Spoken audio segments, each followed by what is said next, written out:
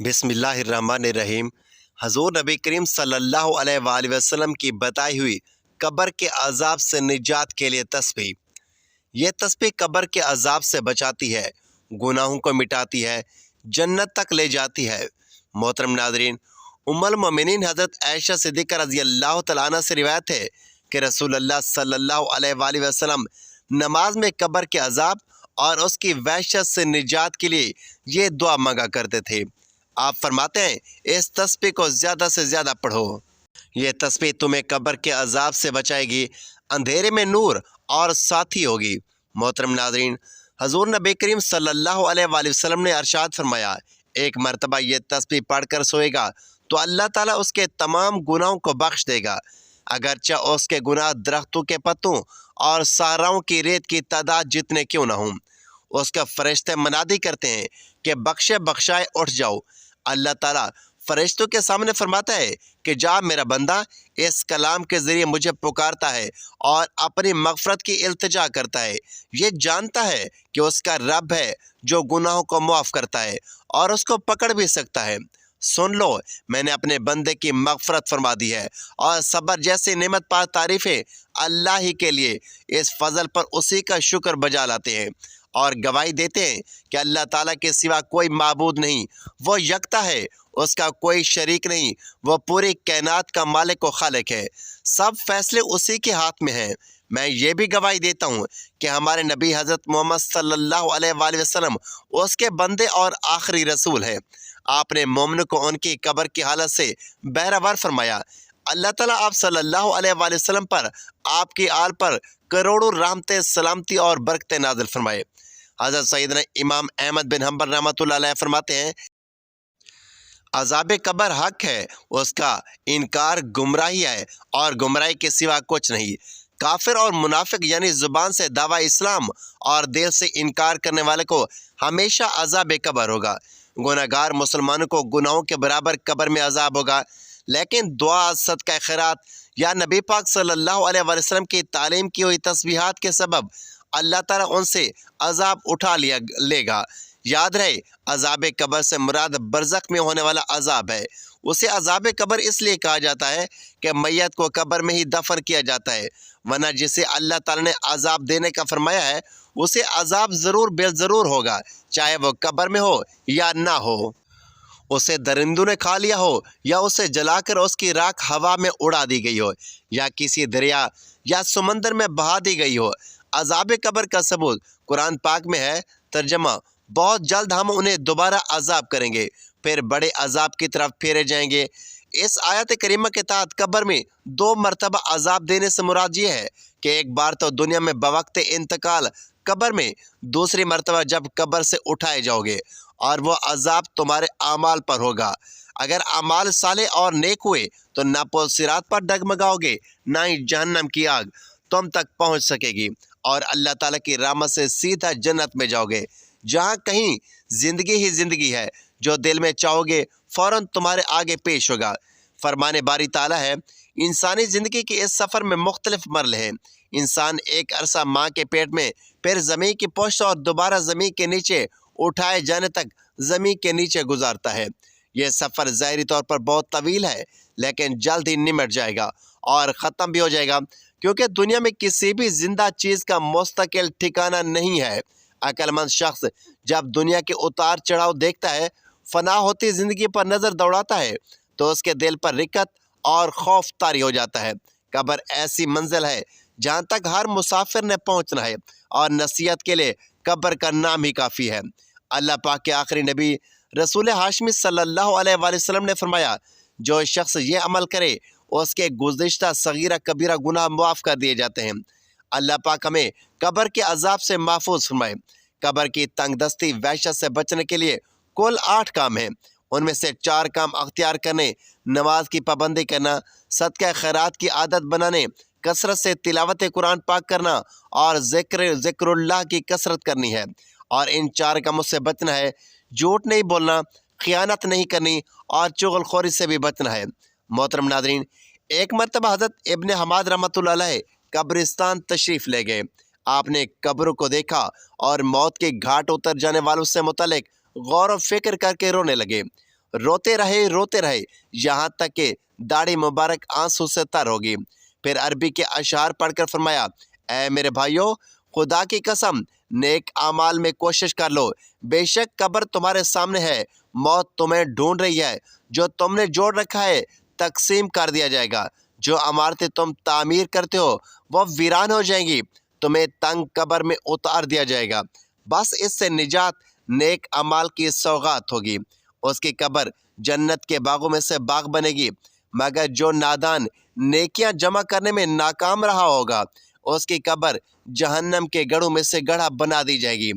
ऐ मेरे मुसलमान भाइयों बहनों, जल्दी से नेक अमाल जमा कर लो। ऐ मेरे मुसलमान बहन भाइयों, मौत वाकई सर पर खड़ी है। ना जाने कब मालकुल मौत अलैहिस्सलाम तशरीफ ले आएंगे और हमें मौत की नींद सुला देंगे।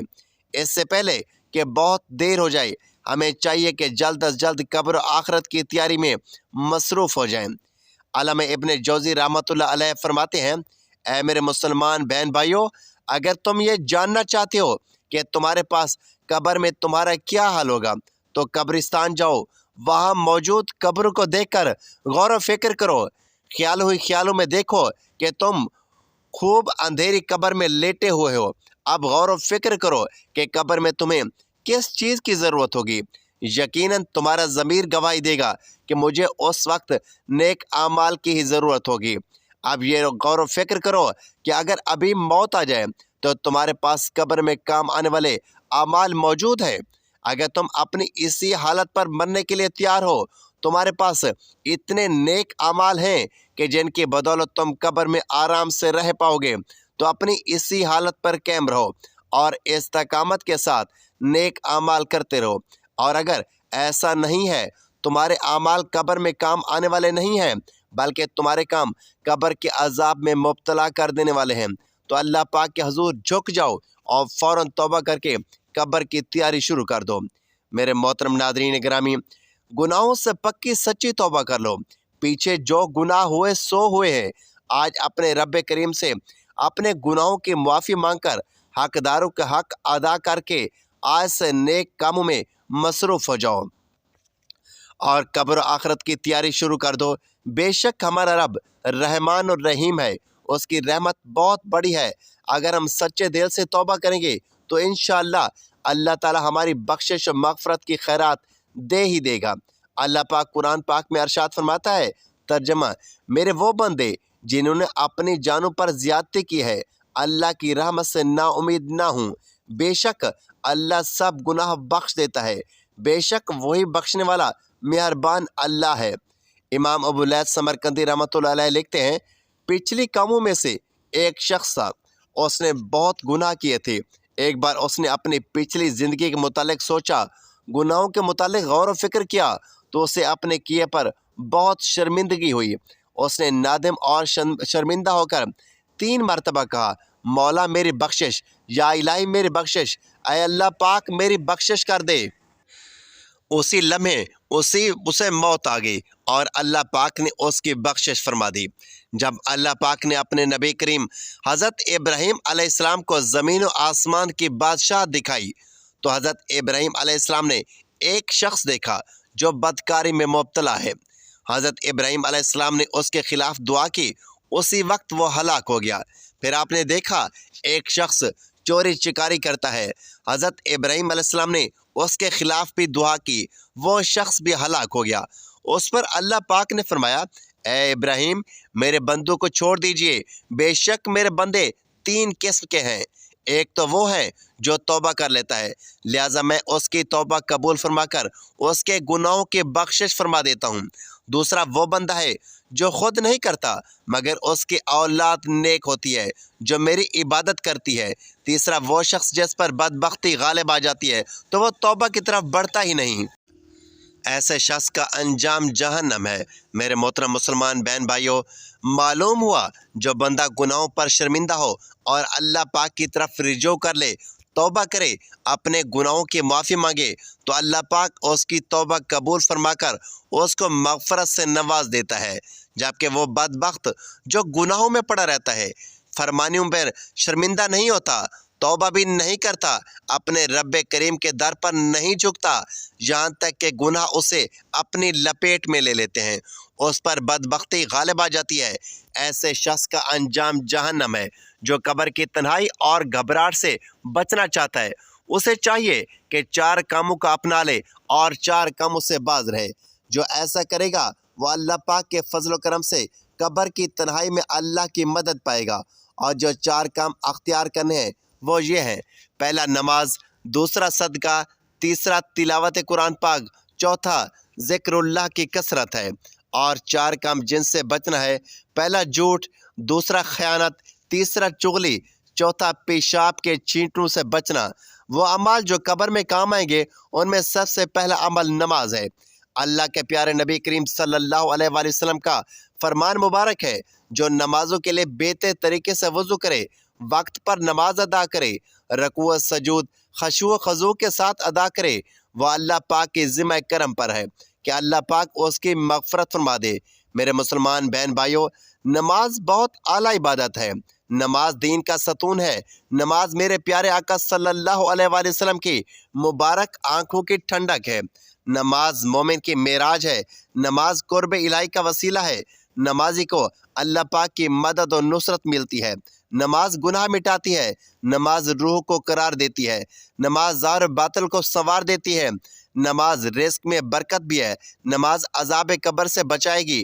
कब्र में काम आने वाला दूसरा नेक अमल सदका, कब्र के अंधेरे को रोशनी और वहशत को अमन और सुकून में बदलने वाला दूसरा अमल सदका खैरात है। अल्लाह पाक के आखिरी नबी पाक सल्लल्लाहु अलैहि वसल्लम का फरमान मुबारक है, बेशक सदका कब्र की गर्मी को बुझा देता है। कब्र की गर्मी और वहशत से बचने के लिए सदका खैरात की आदत बनाइए। बेशक सदका यानी राह खुदा में कुछ देना बड़ी फजीलत का काम है। सदका बुराई के दरवाजे बंद कर देता है। सदका कब्र की गर्मी से बचाता है। सदका गुनाहों को यूं मिटाता है जैसे पानी आग को बुझा देता है। और सदका बलाओं को टालता है। सदका उम्र में बरकत का सबब है। सदका बुरी मौत से बचाता है। सदका अल्लाह पाक के गज़ब को ठंडा करता है। सदका करने से रिज़्क में बरकत आती है। सदका और खैरात से गुर्बत मिट जाती है। सदका देना रहमत इलाही पाने का ज़रिया है। लिहाजा आज के बाबरकत दिन से सदका और खैरात करने की अच्छी नीयत भी कर लीजिए। ज़कात फ़र्ज़ होती है तो पूरी ज़कात अदा करने की नीयत कर लीजिए। सदका देने की नीयत कर लें। इसके अलावा नफ़िल सदकात भी करते रहना चाहिए। जो बेचारे गरीब हैं, आमदन कम है, उनका भी चाहिए कि कुछ न कुछ ज़रूर सदका किया करें, चाहे 1 रुपया ही क्यों ना दें। कब्र में काम आने वाले नेक अमाल में तीसरा नेक अमल तिलावत कुरान करीम है। कुरान अल्लाह पाक का कलाम है। तिलावत कुरान से रहमत मिलती है। तिलावत के बरकत से मुसीबतें टल जाती हैं। कुरान की तिलावत के बरकत से गम दूर हो जाते हैं। तिलावत कुरान पाक करना सुन्नत मुस्तफ़ा सल्लल्लाहु अलैहि वसल्लम है। कुरान की तिलावत करना सहाबा करम रिज़वानुल्लाह अलैहि अजमईन का तरीका है। कुरान पाक की तिलावत क़यामत के हौलनाकियों से बचा देती है। और तिलावत कुरान मजीद के बरकत से कब्र रोशन हो जाती है। हज़रत साबित रहमतुल्लाह अलैह रोज़ाना 1 बार ख़त्म कुरान पाक फरमाते थे। आप हमेशा दिन को रोज़ा रखते और सारी रात अल्लाह पाक की इबादत करते। जिस मस्जिद से गुज़रते उसमें 2 रकात नमाज ज़रूर पढ़ते। नमाज और तिलावत कुरान पाक से आपको खसूसी मोहब्बत थी। आप पर ऐसा खसूसी करम हुआ कि रश कहता है। मनकूल है कि जब भी लोग आपके मज़ार पाक के करीब से गुज़रते हैं तो कब्र अनवर से तिलावत कुरान पाक की आवाज़ें आती हैं। मेरे मोहतरम बहन भाइयों, नियत कीजिए कि कब्र की वहशत और तन्हाई से बचने और नेकियां कमाने के लिए हम भी तिलावत कुरान करीम किया करेंगे।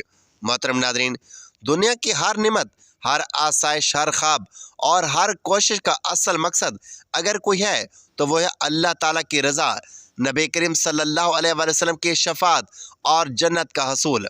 हम जिंदगी की राहों में बिखरे हुए परेशानियों, बीमारियों, नाकामियों, मारूमियों और आजमाइशों के दरमियान जब दिल थकने लगता है, आंखें नम हो जाती हैं और सजदों में सिसकियाँ सुनाई देती हैं, तब एक ही उम्मीद दिल को सहारा देती है, अल्लाह का करम, रसूलुल्लाह सल्लल्लाहु अलैहि वसल्लम की मोहब्बत और जन्नत का वादा।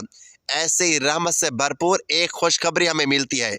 اس تسبیح میں جس کے بارے میں خود سید الانبیاء حضرت محمد مصطفیٰ صلی اللہ علیہ وآلہ وسلم نے 3 بار فرمایا، جو بندہ یہ تسبیح پڑھتا ہے وہ جنتی ہے، وہ جنتی ہے، وہ جنتی ہے۔ جو یقین کامل کے ساتھ اس تسبیح کو اپنی زندگی کا حصہ بناتا ہے، اس کے لیے جنت کی ضمانت خود نبی کریم صلی اللہ علیہ وآلہ وسلم نے دی ہے۔ جب رسول اللہ صلی اللہ علیہ وآلہ وسلم فرمائے کہ میرا امتی اگر یہ تسبیح پڑھے گا تو قبر میں اس کی سفارش کی جائے گی، قیامت کے دن شفاعت نصیب ہوگی اور جنت میں میرے ساتھ داخلہ ملے گا، تو اس سے بڑھ کر اور کیا بشارت ہو سکتی ہے۔ یہ وہ تسبیح ہے جسے پڑھنا نہ صرف روحانی طاقت کا ذریعہ ہے بلکہ مغفرت، نجات اور بلند درجات کا وسیلہ بھی ہے۔ تو محترم ناظرین، آج ہم آپ کو اسی بابرکت تسبیح کے بارے میں بتانے جا رہے ہیں جس کی فضیلت کا بیان نبی کریم صلی اللہ علیہ وآلہ وسلم نے 3 بار دہرایا اور جس کا تعلق نہ صرف جنت سے ہے بلکہ قیامت کے دن نبی پاک صلی اللہ علیہ وآلہ وسلم کی رفاقت اور سفارش سے بھی ہے۔ یہ ویڈیو ان تمام لوگوں کے لیے ہے جو دل کی سچائی سے اللہ اور اس کے رسول صلی اللہ علیہ وآلہ وسلم کی رضا کے متلاشی ہیں، جو اپنی قبر کو منور دیکھنا چاہتے ہیں اور جو چاہتے ہیں کہ قیامت کے دن ان کا ہاتھ مصطفیٰ صلی اللہ علیہ وآلہ وسلم کے ہاتھ میں ہو۔ ناظرین، حضرت جبرائیل امین علیہ السلام اللہ تعالیٰ کا پیغام لے کر نازل ہوئے۔ اس وقت نبی پاک صلی اللہ علیہ وآلہ وسلم غار حرا میں خلوت نشین تھے۔ ابن اسحاق نے حضرت عبید بن عمیر سے نقل کیا ہے کہ حضور اکرم صلی اللہ علیہ وآلہ وسلم ہر سال 1 مہینے کے لیے غار حرا میں چلے جاتے اور تنہائی میں عبادت کیا کرتے، یہاں تک کہ وہ مبارک مہینہ آن پہنچا جس میں اللہ تعالی نے آپ صلی اللہ علیہ وآلہ وسلم کو نبوت کے اعلان کا حکم دیا۔ حضرت مالک رضی اللہ تعالیٰ عنہ بارگاہ رسالت میں حاضر ہوئے اور عرض کی کہ میرا بیٹا عوف دشمن کی قید میں ہے۔ نبی کریم صلی اللہ علیہ وآلہ وسلم نے فرمایا، اپنے بیٹے کو میرا پیغام دو کہ درود پاک کی کثرت کرے۔ حضرت عوف بن مالک رضی اللہ تعالیٰ عنہ بیڑیوں میں جکڑے ہوئے تھے، مگر جب اس درود پاک پر عمل کیا تو اللہ رب العالمین کے حکم سے بیڑیاں خود بخود ٹوٹ گئیں، دشمنوں کی قید سے نکلے اور انہیں کے ایک اونٹ پر سوار ہو کر چل پڑے۔ راستے میں دشمنوں کے مویشیوں چراگاہ میں چل رہے تھے، آپ نے انہیں پکارا تو وہ سب کے سب خود بخود آپ کے پیچھے چلنے لگے۔ جب آپ گھر پہنچے تو دروازے پر آ کر اپنے والدین کو پکارا، وہ خوشی سے جھوم اٹھے اور حیرت میں تھے کہ عوف، تم تو قید میں تھے، پھر یہاں کیسے آ گئے؟ جب والدین اور خادم دروازے پر آئے تو دیکھا کہ حضرت عوف رضی اللہ تعالیٰ عنہ اونٹوں کے ایک بڑے ریوڑ کے ساتھ دروازے پر موجود ہیں۔ آپ نے سارا واقعہ سنایا تو والد محترم نے فرمایا، ذرا رک جاؤ، میں نبی کریم صلی اللہ علیہ وآلہ وسلم کی خدمت میں جا کر حاضر ہو کر یہ پوچھتا ہوں کہ یہ اونٹ ہمارے لیے حلال ہیں یا حرام ہیں۔ جب آپ نے بارگاہ رسالت میں عرض کیا تو سرکار دو عالم صلی اللہ علیہ وآلہ وسلم نے فرمایا کہ ان اونٹوں کو تم جیسے چاہو استعمال کرو، یعنی وہ تمہارے لیے حلال ہے۔ حضرت سیدنا عیسیٰ رضی اللہ تعالیٰ عنہ کی خدمت میں جب حواریوں نے عرض کی کہ آپ اپنے رب سے دعا کریں کہ آسمان سے ہمارے لیے غیبی دسترخوان اتارے، تو آپ علیہ السلام نے فرمایا کہ ایسے مطالبے نہ کرو، اللہ سے ڈرو اور اگر ایمان رکھتے ہو تو باز آ جاؤ۔ حواریوں نے عرض کیا کہ ہمارا یہ سوال نہ تو کسی شک کی بنیاد پر ہے، نہ ہی قدرت الہی میں کسی تردد کے سبب، بلکہ ہم اس دسترخوان سے کھا کر دلوں میں نور حاصل کرنا چاہتے ہیں۔